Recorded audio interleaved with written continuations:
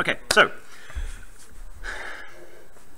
if we were to look at the VARK model of visual, oral, read-write versus kinesthetic, do you know what kinesthetic is? Kinesthetic is physical doing things. Now, some extent what they do is they extend kinesthetic to mean all thinking about, like, all kind of action-based things, which may mean you don't have to actually be physically doing it, but you can be picturing yourself doing it, right? So they extend it there. So so visual presentation, oral, listening to things, reading and writing, text-based, fairly linear, and kinesthetic is acting through things. And educational games usually have a bunch of visual components. Games are usually very visual. You can do entirely auditory based games. You can do some role-playing games, can be done entirely as oratory, right, where we just talk through a situation. Right? So maybe I'm the game master and I'll explain the situation, you guys start negotiating, and then I give you what's happening, right? We have no pictorial information at all, we just do it all by the oratory. You can do the same for reading, writing, and some of you would have played pick your own path games or D&D games where it's all written material, and you can just do it all text-based. Most games are very visual. We're very visual creatures. And kinesthetic, so the Wii was very much a kinesthetic approach, right? Actually physically doing things rather than just acting through. Some people would claim that watching your avatar do stuff on screen is still kinesthetic learning. So you could, you can see it acting out rather than just either watching something, listening to something, or reading something. You're seeing it being done.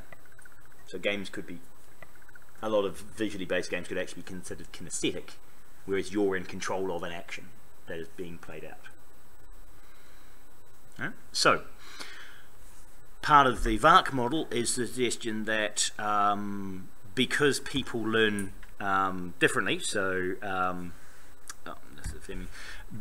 In the Fleming's VARK model, a bunch of, they claim, men are kinesthetic learners, and so when you put them into school, whereas most school classes are read-write or potentially visual with some oral aspect, so they're the other three, that you get those male students focusing on sports, which tend to be kinesthetic learning, right? And so things that are more physically active rather than the other three. Right? Now, it may be only a slight preference, but over time, the idea is even a slight preference means that you're better at kinesthetic things, so you focus on them, which means you get better at them, which means you focus on them, which means drives you into that mold. There's a weird stat. If you look at professional football players in the US, professional gridiron players, they are usually born in January, February, March. Usually born in, yes, January, February, March, because that first 3 months of the year makes them the oldest in their class, because January is the cut-off date to decide which class you go into, and because you are the biggest boy in your year group, you tend to focus on physical activity because you're best at physical activities because you're almost a year older than the youngest person in the class.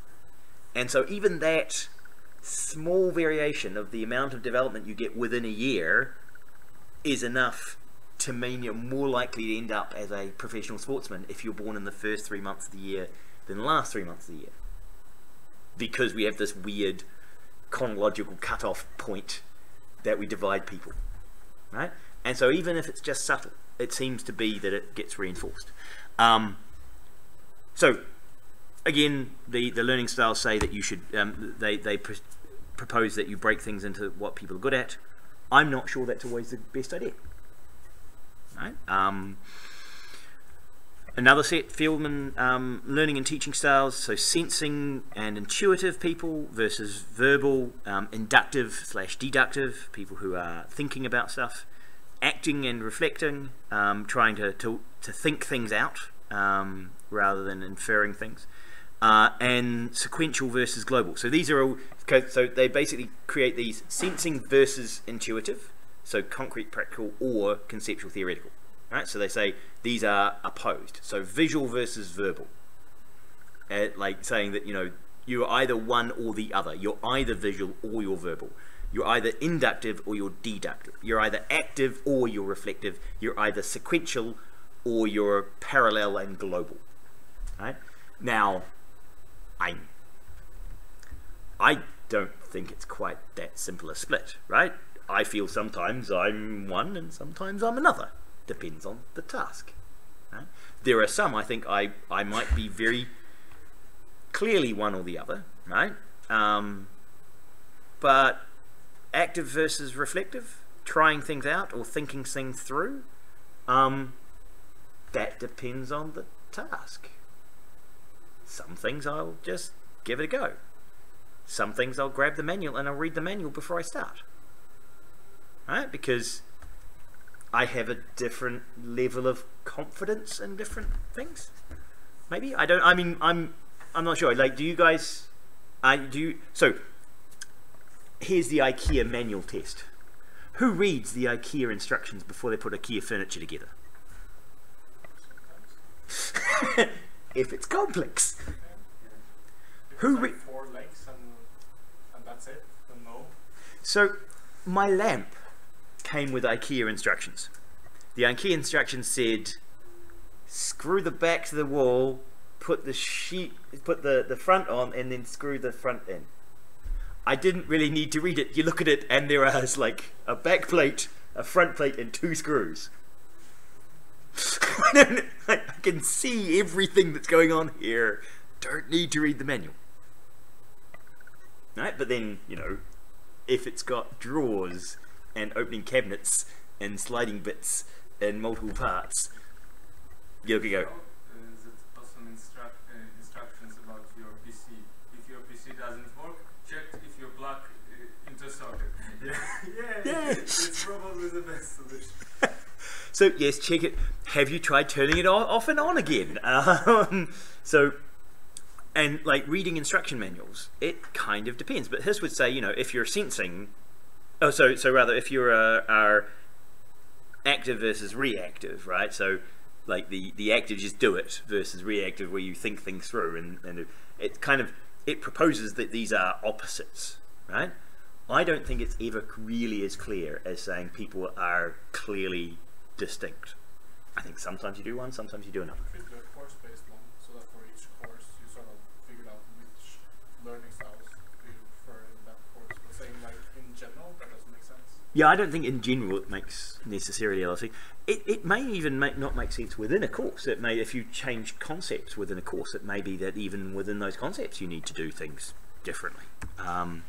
So if we have a look, there are multiple ways of doing these assessments. They'll each give you different information. So one of the things I was just talking to Runa, because he was in between interviews, he asked, did any of you do it, and were any of you surprised? Now PMS was saying that you were slightly surprised,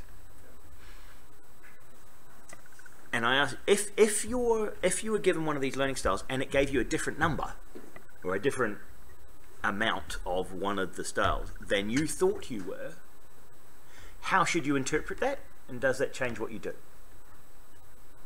You see as a sign that you might need to change up how you try and learn things, because you apparently like to learn other ways than you thought you were. Right, so you might try different things. I sort of do a lot of thinking about, so I do sort of like the reflector score, I guess is sort of fitting because I do try to think about stuff like that, but at the same time, because of that, I also think that I know when the answer is wrong. Right. And in my case, I think the answer is wrong. So you think the answer is wrong. So one of the side points for your one is, do you need an assessment score to tell you to try and learn things in a different way? Or would that be a reasonable thing just to try occasionally anyway? You should try new things, but sometimes you need something from the outside So you need a push from outside. Yeah. So it's like a fitness tracker that says you've got to get to 10,000 steps. You know you're supposed to be fit, so you know you're supposed to do it, but it gives you like this wee nudge to say, hey, you know, do a wee bit more, and so today I do a wee bit more. Right? So you could consider this assessment in that way, saying, hey, we actually think you might be better at this, so go ahead and give it a go. When it certainly gets debunked is when people say, well, once we've assessed your learning style, we now can present like this to you from now on. Right?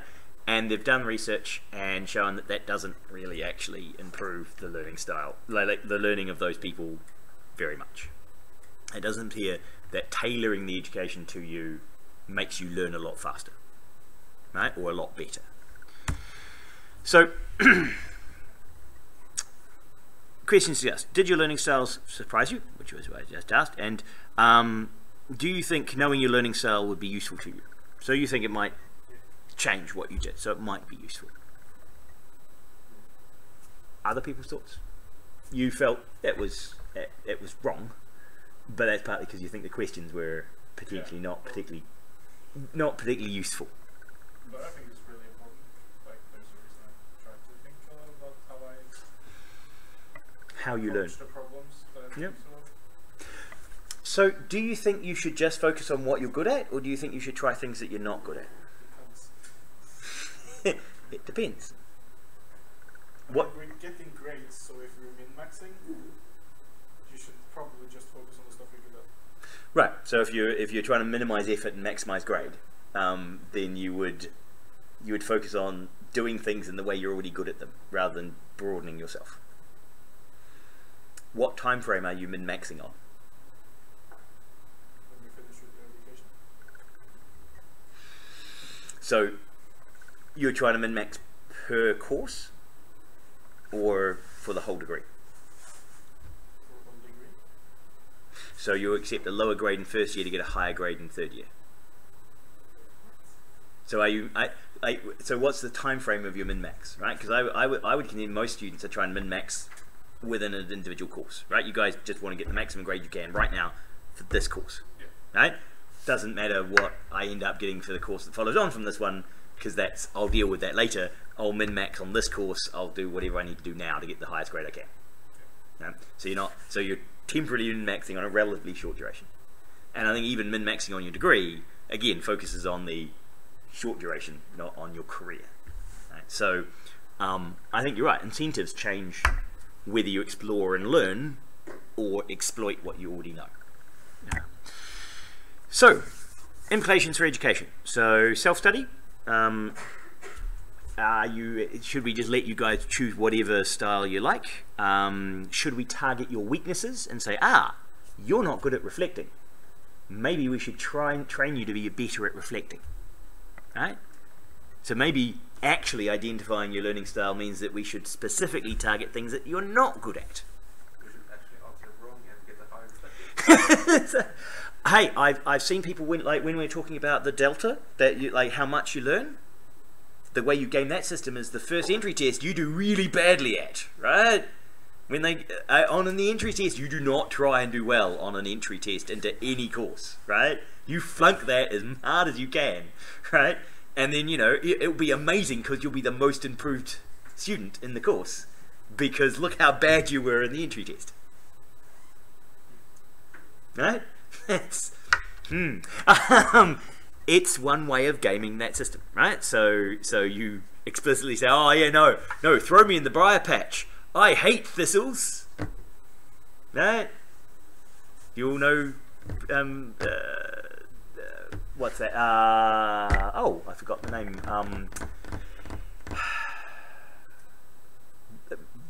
Brother Fox, but it's what's his name? I've forgotten the name of the author who writes about the rabbit who gets caught by a fox. Brer Rabbit. You guys don't. Okay. That's a cultural reference you don't know. But the idea is that you complain, saying, "Oh no, I really hate chocolate cake. I'm just I'm not. I just don't make me chocolate cake. Whatever you do, don't punish me by giving me chocolate cake because that's a real bad punishment. So I've been bad." Basically, reverse psychology is you complain about a thing you don't really mind. If you're about to be punished, you say, oh, you're about to punish me. Oh, I really hate biscuits. That would be a real punishment to make me eat biscuits for tea. So yeah. Except if you're diabetic, then yes. Or you're on a diet, then it could actually be bad for you. But so one of the other things we do, and we do this in games, and you guys identified earlier, was providing different levels. Right now, there are many approaches, but one thing that games have tried was automatically adaptive levels. So as you play, if you beat some things, it gets harder, and if you don't beat them, it gets easier. So you're always winning at 50% of all games you play. Right? So all interactions you have, half of them you win, because if you start winning more than half, it makes it harder until you win exactly half, and then if you start losing, it makes it easier. So you never notice yourself getting better at it, because you always win and lose the same amount. Yeah, but you feel that it becomes better or easier. So you need some way of acknowledging progress, right? And if you've got level, or you've got like the health of the enemy, you see the health of the enemy going up, and you see you're doing more damage, then you see that sense of progress, because you're saying, aha, now I'm doing a lot more damage, it's just the enemies are healthier, so it's taking longer. Way to do that could actually be to like send you back to a level that isn't challenging at all, which I feel school never ever does. You're like always just dealing with more and more complicated stuff, so you never sort of get to stop, turn around and see how far you've gone. Yes, so one of the things so this idea of perspective taking, saying like, where am I at now, right? Look how much I've achieved.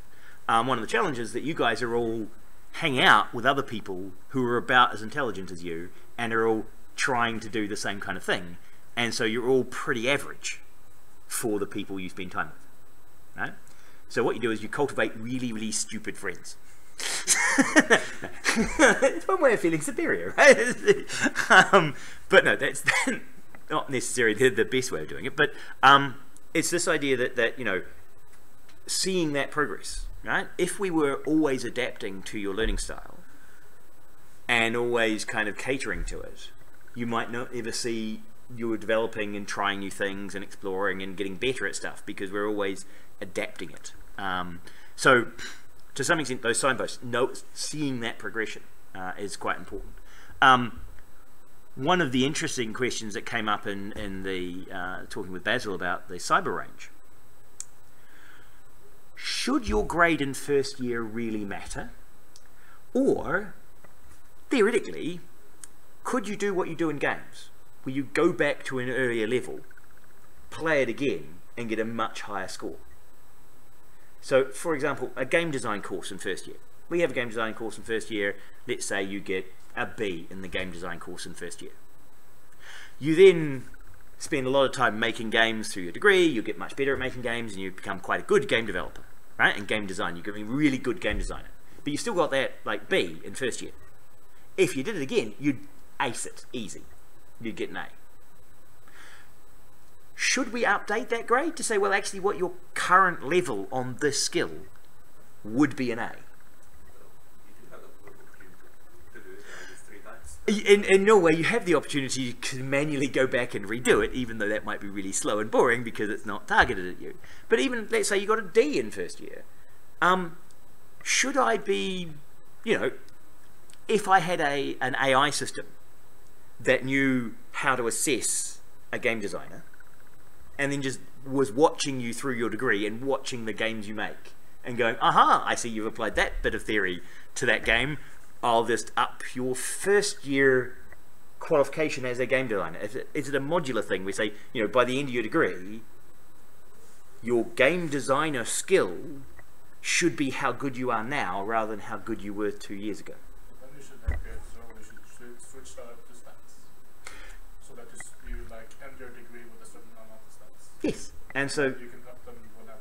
Yes, and so the idea is that you have a profile with certain abilities in certain areas, and you upgrade those whenever you're upgrading them, and then you come out with a certain profile, and we say, well, a minimum programmer has this profile. We don't really care when in the 3 years you achieved particular bits of it, so long as, like, when you have it now, that's more important than when you got it.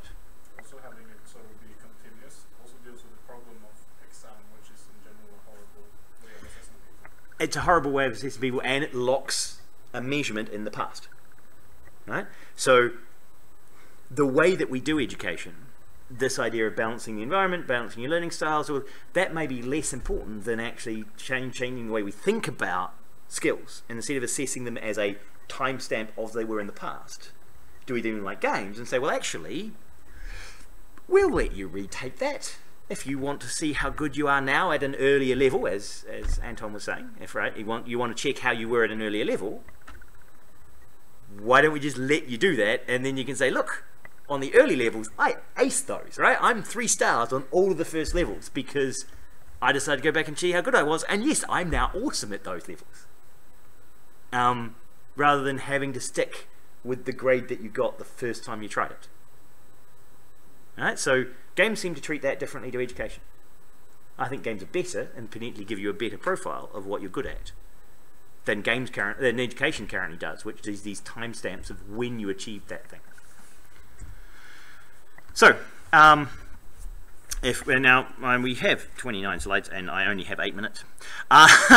So we'll quickly go through some of these and I'll take you through some of the more of the discussion. So, learning styles, there is a lack of independent evidence that they actually help. It may be just equivalent to saying, oh look, you got, like, if we break people down into the number of letters in your first name, there will be people with 3 letters and 4 letters, and I'm in the 5-letter group. Who else has 5 letters in their first name? Okay. Do you expect there to be anything systematically similar about the 4 of us? Because we happen to have 5 letters in our first name. Wouldn't think so, right? I wouldn't predict that there'll be some particular thing that makes all people with 5 letters in their first name similar. But it's a way of grouping people. Right? So, and it would be consistent. You would measure it multiple times and you get exactly the same results. Other people could use it. They would break down, if I said to any of you, go and find a class of 30 people, break them into the groups of the length of their first names, you'd all do it the same way because it's systematic. So it's repeatable, it's clear, it might not be useful. Right? It doesn't say something about people. And so there's learning style stuff. It may also be that, yes, it's true, it's repeatable, you can measure this. It just may not mean anything useful. Right? It might not mean anything, you're more visual. So what? Right? That might not actually affect how you learn or what you do. And until we found evidence that this grouping mattered, that the fact we have 5 letters in our first name made us all better at something or all able to do something that other people couldn't, then what's the point of that division? It's not necessarily useful. Is it stable over time? Across context. So that's what we talked about earlier. Do students learn if they're taught in the preferred style? If so, is it a short-sighted strategy? Are you optimizing just for now rather than the whole degree? And should you be challenged? So, if you read the Sarabdeen paper, this was chosen because it's a good summary of the main learning style models and discusses some of the use and limitations of learning styles. Right? So if you read that paper and you read through that paper, you'll find that it has those components.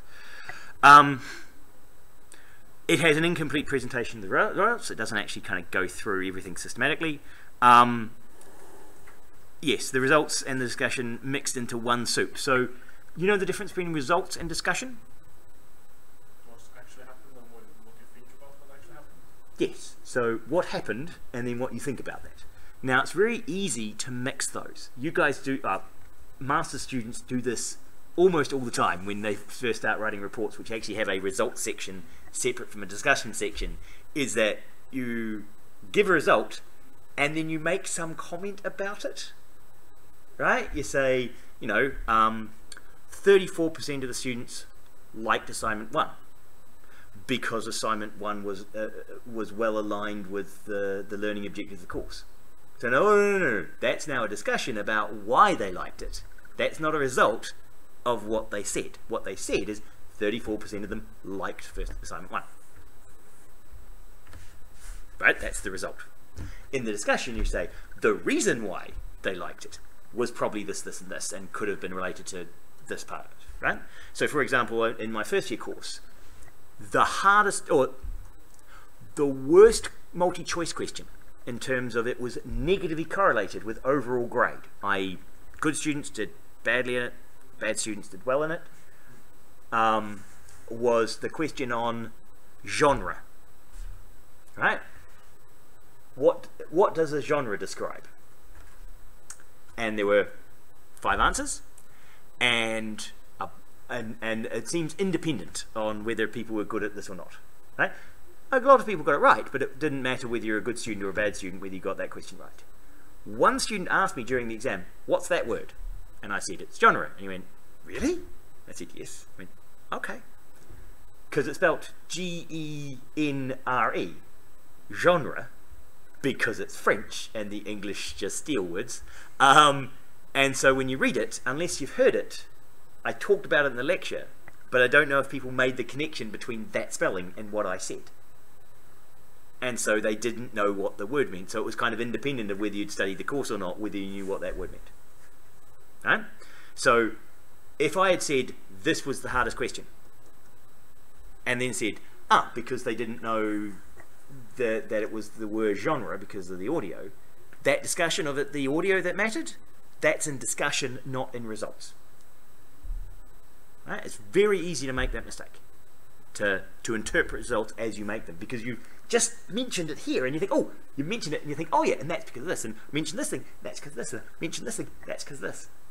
So you like the way you normally speak to people about things is result discussion, result discussion, result discussion. But in science, what we prefer you do is give us all the uninterpreted results so I can read them and make my own conclusions, and then have the discussion referencing those results. Right? That really depends. I hate how you go back and forth all the time. Yes, I understand. The principle of it is, though, that you should try and separate out the results so it's easier for other people to interpret them without having the cloud of your interpretation being built into them. Right? Now, it may mean that in your discussion you repeat the result so that I don't have to go back. But then you have a result section, and your discussion section says, as result, blah, blah, blah, where the student said this and this is because of blah. Right? So you can repeat yourself. Particularly in your thesis, we're given extra length, so you can. It's when it goes into papers, that published papers, when they compact the length, it makes it much harder. And not interesting conclusions, and there is a conclusion without evidence. So one of the references in the paper says, it also confirmed that the delivery of the training or teaching materials should be done according to the student's preference than the instructor's preference to yield better results. And there was basically no evidence in this paper that that was true. Right? It was just, that was an assumption they made, and they just stated in the conclusion because, you know, they feel that that's true. Right? You guys shouldn't do that. Right? If it's in the conclusion, you've got to have some evidence for why you're saying it. Yeah. Okay, so we've now 2 o'clock, and I've got to get going soon, but I'll just take you through the last one very quickly. And for next week, we have Tadia, is it you presenting? With, yeah, you two guys are presenting. I will send you a text tonight when I'm on the train, and we'll organise an announcement out so we have the papers that people are supposed to read so they can comment on for next week. Okay, but I'll just get through these slides. So one of the other papers you asked me to read was the Harteveld and Sutherland paper, the goal of scoring. So exploring the role of games performance in educational games. So they're discussing educational games. And they talk a lot about extrinsic versus intrinsic motivators, and how mostly those reduce your intrinsic motivators.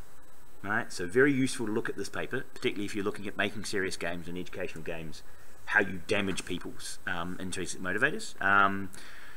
And intrinsic motivators are better than like in the long run. If you're wanting systemic change, you want to do those. If you can internalize the scores, right? So there's the idea of internalizing the motivator. So for example, if your parents reward you for keeping the house tidy, right, and they keep rewarding you for keeping the house tidy, eventually you start liking having a tidy house, is the idea, right? And so they don't need to keep rewarding you, it's just you feel good when it's tidy because it's been associated with nice things happening, right? And so you build it into the, I like it being tidy, it's now an intrinsic motivator for me. Right? It used to be that I was rewarded for it, now I just like it that way. Right? So that's the idea of some of these rewards. But if they stop, that's a test of whether you've internalized it, right? For a bunch of you, when you go to university and your parents stop harassing you about how tidy your room is, suddenly your room goes to being very, very untidy. Because you didn't really internalize the whole liking it being tidy, right? Then you start losing things and you can't find things, and you know, you can't bring anyone home to your house, and eventually you go, well, maybe I should keep it tidy. And then other motivators start becoming more intrinsic, right? So the other thing it talks about is games for assessment. Now, we've talked about games for education. We actually also can do games for assessment, where I give you a game, how well you perform is the grade you get. So I have thought about this for a philosophy course, where I teach you where we teach you philosophy by giving you a text-based adventure game where you have to get to different endings according to different philosophical positions. Right? So you've got to play as a utilitarian, or you've got to play as a consequentialist, or you've got to play as a narcissist, right? And depending on how you play the text-based adventure gets you to different endings. And getting to all the endings is how you get assessed in the course. If you can get to all the endings, then you understand all the philosophies. If you can't get to all the endings, yeah, you don't really know what's going on. Right? So, like, game as an assessment tool. Could also be learning, because formative assessment. But so they had some research questions. Are game scores good at predicting learning outcomes? I've actually been reading some interesting papers myself on the confidence markers that I use in first year. And one of the pieces of research I was reading was saying that your level of confidence is a better predictor of future success than your grade level. So your grade that you get in a course is not as useful as being able to identify when you're good at something and when you're bad at something. That ability seems to be more correlated with future success than your individual grade on an individual course.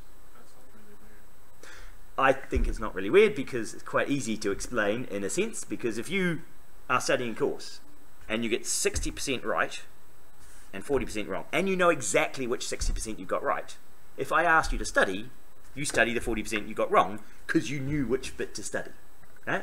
Whereas if I give you a test and you got 70%, but you have no idea what bit you didn't know, and I asked you to study to improve, you have to study the entire course all over again because you have no idea which bit you were wrong at. You just know some bits of it were wrong. Do I just do everything better? And because you don't know which bits you were wrong at, you don't know how to improve that. But you were 10% better than the guy with 60%. It's just, you know, in a month's time, the guy with 60% can focus on the bit he doesn't know and get much better. Right? So, yeah, that ability to identify where you should improve is a better signal of what you're likely to achieve in the future than individual marker point in the sand of what you can currently do. And so this idea of grades, like games as grading, and do they predict future outcomes? Right? So is a game score better at predicting what you'll be in the future? We know games aren't actually particularly good in making you better at exams, but they are quite good at making you better at the game. we're still working out how do you know if being better at the game makes you better in real life. Will younger players receive higher, so is gaming, they're talking about age. Normally we actually think gaming experience is related to it, not age. So age as a proxy of game experience used to be true, that people over the age of 40 hadn't really played games much, and people under the age of 40 had played games a lot. But there are a bunch of people now interspersed in the population where it's like with VR, it doesn't matter if you're 16 and you're trying VR for the first time, or if you're a 70 or 60 and you've been using VR systems for the last 10 years, you are better at VR than the 16-year-old because you've got more experience. So age as a proxy for experience isn't a great measure. So they did a Levee patrolling game, 3D using first-person interface, and they were trying to train observers. Right? So they played the game and they also tested them in real life. They had meetings, they had home exercises, and they had an end meeting and a post questionnaire. Good number of participants, 145 participants, so that's quite good. You guys are unlikely to have that many in your master's thesis, but if you can get that many, fantastic. Unfortunately, quite skewed male, 97%. Not because they excluded all the women who do this job, it's just that, there just weren't any women that do this particular job. And mostly not skilled in using computer games. So 53 really played games. So 80% competed. So participants improved their learning scores. Participants reacted equally well to real versus virtual pictures. And so they found strong correlation between game score and actual knowledge. So a well-aligned game. Correlation is increased through the exercise. So yes, luck and finding failures played a bit of a role in the beginning, but over time that evened out. And the game trains players to understand where to look for failures, right? So it did a good job, basically. The only moderately correlated with the appreciation of the game. Basically what they're saying is, although some people didn't find the game fun, because it was a simulation, they still learnt how to do things. Even if they didn't really enjoy it, it was still useful, right? So which means maybe the fun first aspect wasn't what was really needed here. Now if you think back last week, we talked about what was missing. Is it motivation, is it ability, or is it a trigger? So if you're missing knowledge, but you're perfectly motivated to find a fault, you just don't know what you're looking for, then what you're missing is knowledge. So a game doesn't need to motivate you, it needs to give you more knowledge. Right? So if, however, it's diet, you know what to do, you're just not motivated to do it, then the game might need to fill a different role. So prior skill and age has a negative correlation with performance. This could be as a proxy of previous game experience, right? So that's a tricky one. It's hard to differentiate those out. So there's some recommendations, and I assume we're now at the end of time, so I'm not going to get you to go through that. But that was the last of the 29 slides. So that's a quick summary of that paper. What we want for you for next week is we're going to have the 2 papers to read. I will put those out tonight, and we'll give you guys emails back and forth on making sure you're comfortable with those papers. We will get you guys to read those papers, and I want you to review them and be able to come and ask questions, because these guys will present the paper shortly, so I'm thinking 15-20 minutes each, and around that we will have the discussion about those papers. Now what we've done previously is we've had one of you agree with one paper and disagree with the other paper, right? So the paper you read, you present, and the other one has to find out flaws in it, right? So you find flaws in each other's papers and present those flaws, and then the rest of you can also find flaws in those papers and discuss them, okay? Because not every paper is going to be perfect, right? There should be things you can find that are wrong, right? Now all of you should read those 2 papers, and you guys should read additional references around that area, and be starting to think of how you might either read more or do a prototype with your maths game education, because you're doing maths and maths and algebra games. Yep. Okay, questions? Nope. Okay, I'm on the train. I'll be sending you stuff from the train. Okay, and so expert in teams people, Hilda will be giving you a survey tomorrow. Remind her it's in my office on my desk for her to give it to you in the morning. It's a questionnaire about expert and teams experiences, and yeah, it's that one. So some of you already got it. The rest of you should get it in the morning. Okay. So our group, we should meet in the VR lab to start working, or should we go up to the game lab? You can meet in the VR lab. Okay. So if you want. Yep. Well, that's what we agreed. So. Yep.